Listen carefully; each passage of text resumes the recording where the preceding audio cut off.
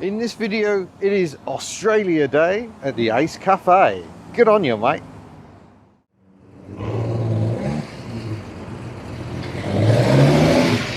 Well, welcome to the wonderful blubs of Australia Day here at the Ace Cafe. All manner of lovely noises. The Vauxhall Monaro here. Oh yeah. It's going to be that sort of day, all of the blubs. Usually Betty feels so muscular, but I think today maybe not so much. So yeah, Holdens are very well represented at the moment. It's a beautiful ute, very nice. But we've also got Chryslers already, which is great to see. Valiant Charger and the Valiant Saloon. That you can sort of see the lineage, can't you? I'm picking up hints of Chrysler 180 with that one. But yeah, the big three, Ford, Holden and Chrysler represented. We'll see if any of the Japanese offshoots turn up, because there were Japanese cars as well. Betty's over here on her own. We're just waiting for all the other AUs to come and fill the gap. And then we've got another Monaro over here, the mischievous snout, and this Mad Max recreation just completed. Only just finished. So this is actually a Ford Fairmont, believe it or not, just like mine. No, not at all. But yeah, lovely. Big pipes. Really, really nice. So yeah, the chap's just got this on the road. It's been a long project, but really, really looks the part. And oh my gosh, how did I not know it has a pantograph wiper? Excellent. Twin arms. And this one was making all of the blubs as well. There comes another ute. VY based, possibly. I think so. I think that's basically the facelift of the one I drove around Melbourne a few years ago. V8. That's creamy smooth. They're not all about the blubs. But yeah, it's still early doors here. Event doesn't officially start for a while yet, but already some mightily impressive blubs. So the Ace Cafe here has been here for a very long time. It was kind of the centre of the mods and rockers battles back in the 1960s, and yeah, it's undergone something of a revival and has become a real focus point here in London, North London. But yeah, this Valiant, that is so 1970s, isn't it? This colour, beautiful and lovely details. The rear lights I particularly like. Really nice. Now, my big regret when I was over in Australia is that I didn't encounter any Chryslers at all, and so it's nice to make up for it. Yeah, that is really nice. Look, a huge bench seat. Column gear change. Gorgeous rear light details on this as well. Really nice. Now this one might confuse any Australians watching, but yeah, this car has come all the way from Germany. Just been chatting to the owner. It's actually a Pontiac G8 that's been dressed up with Holden parts purchased in the UK to turn it into a left-hand drive Holden or HSV. And really nicely done. Sounds really nice. Really nice. Not sure I've ever seen one of these in the metal before. Oh yes, it's here to charge up. Lovely. Yeah. This is why I came in early, just for the noises.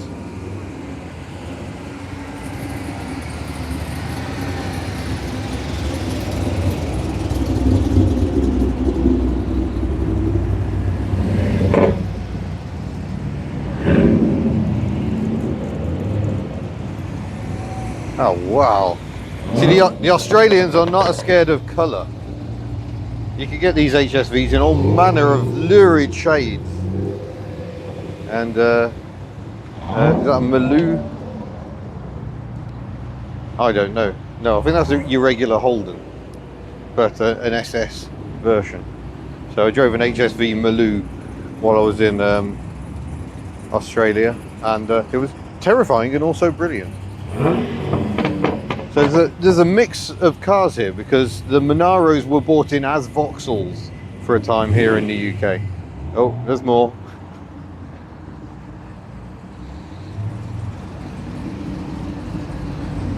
Oh, this one's got a tissue.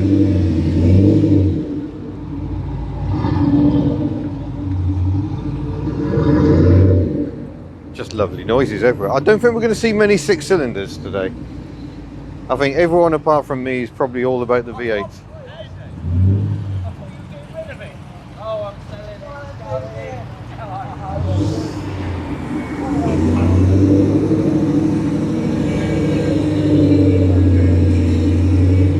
So that is a Monaro. Monaro is you can kind of see it's developed from the Opel Omega platform, but wider and longer, and obviously with more blubs. This is nice to see.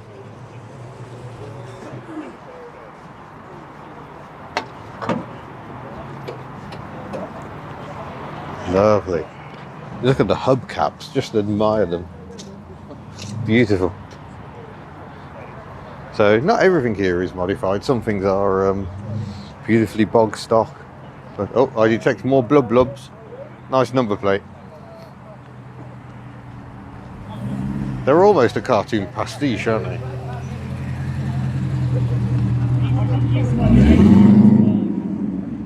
Yeah, so very Australian. Well, perhaps unsurprisingly, Holdens are proving the most numerous here. I think the fact some of them were actually sold here on the UK market probably helped. Supercharged, as if a big V8 wasn't enough. Yes, yeah, it's getting a bit cozy now, so I'm just choking on the hydrocarbons. Love that blue.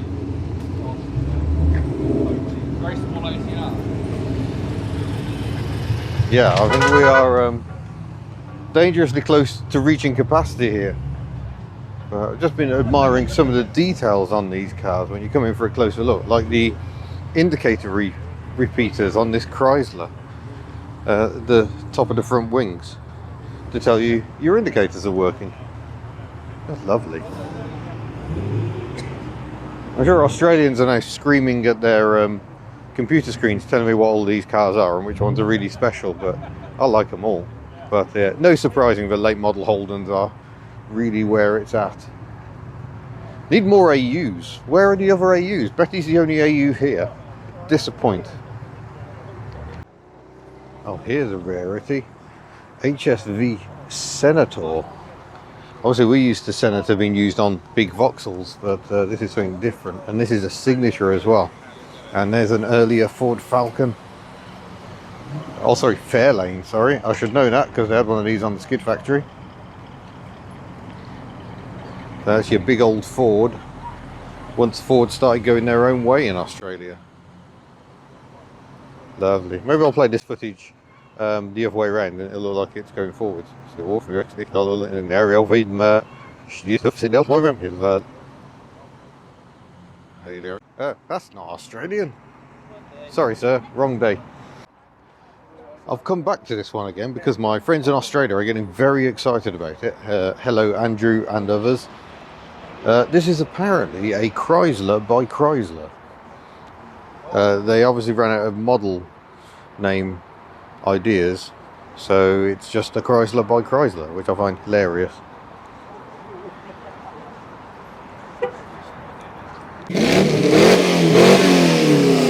Yeah, that's some grunt. From about 1971. Again, you can kind of see European Vauxhall or Opel influence, I think, but very much its own thing. Marvellous.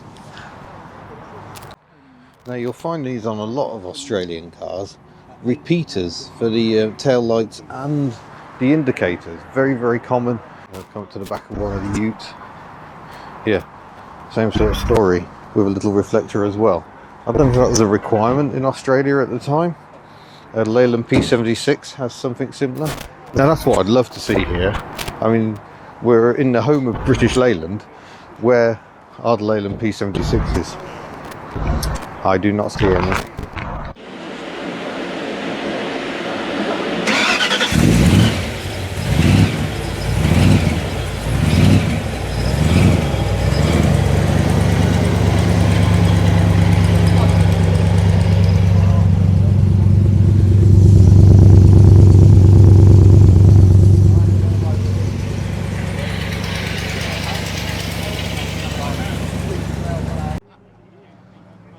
My gosh, another Valiant Charger. In another very 70s hue. That's really nice and quiet. And then we got a Vauxhall badged Monaro. Quite rare to see. I think quite a few of these cars, some of them would definitely have been Vauxhalls, but either badges are mysteriously hidden or Holden badges have been fitted. Yeah, stock muscle car. Beautiful. So under the bonnet we have the Fireball 2-barrel 318, but come inside because it's a world of fantastic brownness, and there's even an 8-track in here. So yeah, really looking the part. I have no idea what 770 means, but I quite like this. Yeah, no fairy dust here.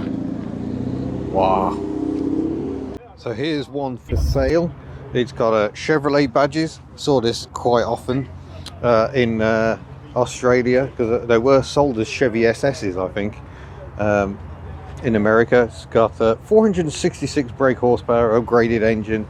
He's after about 11 grand for it, and yeah, that seems quite a nice car for the money. He's a member of the Auto Barnstormers, who also support the slightly smaller Euro barges built by General Motors. So yeah, great to see. Just have a quick squiz over here because there's another ute that's come in, and it's great because it's one of the few 6-cylinder vehicles here today, SV6. So I think it's the Ecotec V6. They were fitted in these later utes. This one's for sale for £23,000, which seems quite a lot, but yeah, what a day it has been. Amazing selection of cars, and only one AU, but yeah, really good to see so many Australian classics. So hello to all my Australian chums, and I'll just see you in a future video. Farewell.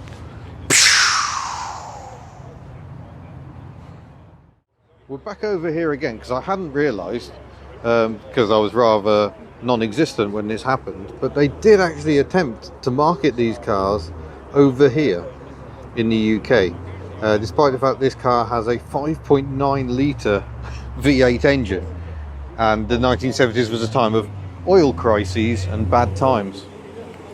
Madness. Oh, very, very nice. Bye bye. I was chatting with them earlier. Love that colour.